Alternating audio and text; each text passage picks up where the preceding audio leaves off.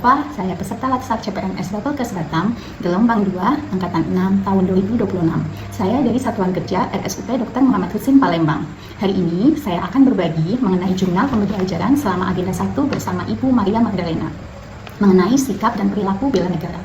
Selama beberapa hari ini, saya belajar bahwa bela negara bukan hanya sekedar mengangkat senjata. Bela negara dimulai dari cara pandang dan tindakan nyata sebagai aparatur sipil negara. Selama agenda 1 Latsar CPNS, saya mempelajari betapa pentingnya menanamkan wawasan kebangsaan, nilai-nilai dasar bela negara, kesiapsiagaan, serta kemampuan menganalisis ancaman-ancaman modern yang bisa mengganggu persatuan bangsa. Yang pertama, wawasan kebangsaan sebagai fondasi. Wawasan kebangsaan mengingatkan kembali sejarah perjuangan bangsa dan 4 konsensus dasar negara Indonesia.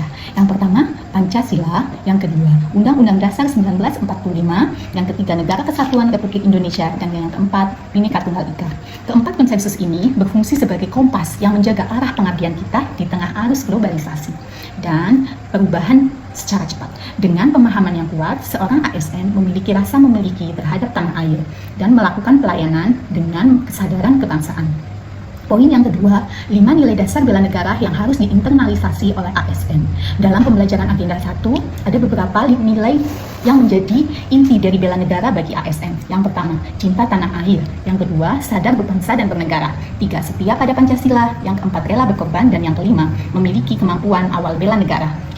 Nilai-nilai ini bukan hanya sekedar jargon, harus melekat dalam diri dan sanubari dan tercermin dalam sikap profesionalitas sehari-hari. Poin yang ketiga, yaitu menghadapi ancaman kontemporer. Mata harus terbuka dan analisis yang sistematis.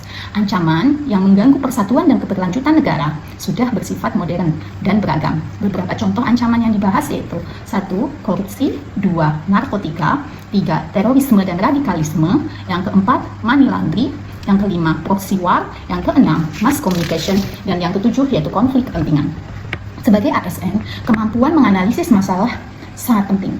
Teknik yang dipelajari untuk menganalisis ide dan masalah menentukan prioritas, antara lain mind mapping untuk memetakan hubungan antar faktor, yang kedua diagram fishbone untuk menentukan akar dan penyebab, dan yang ketiga analisis SWOT untuk memahami kekuatan dan kelemahan, peluang serta ancaman. Teknik APKL dan teknik USG untuk menentukan isu utama dan prioritas masalah. Tujuan penggunaan teknik tersebut adalah untuk mendapatkan gambaran yang jelas tentang kualitas dan prioritas masalah sehingga solusi yang dihasilkan tepat pada sasaran. Poin yang keempat, kesiapsiagaan bela negara. Untuk poin ini kita harus fokus pada sehat jasmani, sehat rohani, dan etika. Kesiapsiagaan bela negara meliputi kondisi fisik, kesiapsiagaan mental, serta etika dan moral sebagai ASN. Seorang ASN yang siap adalah ASN yang sehat jasmani dan sehat rohaninya, serta memiliki integritas dalam bertindak. Di sini juga dibahas perbuatan rencana aksi bela negara di instansi yang menggunakan analisis SWOT untuk mengatasi masalah.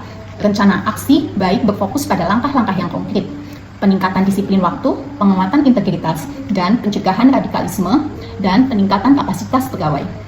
Poin yang kelima yaitu api semangat bela negara atau ASBN. Ini merupakan simbol dan pengalaman. Salah satu momen yang berkesan dalam kegiatan api semangat bela negara adalah ketika menatap kobaran api di tengah gelap. Saya merasakan simbolis yang mendalam. Tekad yang membara, semangat melayani yang tidak boleh padam. Persatuan, kehangatan api menyatukan peserta dari berbagai latar belakang. Pensucian niat mengingatkan kita untuk memurnikan lagi niat sebagai ASN yang berakhlak dan setia pada NKRI. Profesionalisme tanpa nasionalisme itu berbahaya. Kalimat ini menyimpulkan salah satu hikmah penting, kepiawaian kita dalam teknis harus diimbangi dengan pemahaman kebangsaan. Tanpa itu, pengabdian bisa kehilangan arah. Hikmah praktis dan rencana aksi kecil yang kita bisa mulai dari sekarang, yaitu bela negara dapat dimulai dari hal-hal kecil yang konsisten. Beberapa langkah praktis yang saya ambil dan merekomendasikan yaitu disiplin waktu sebagai bentuk tanggung jawab terhadap tugas publik.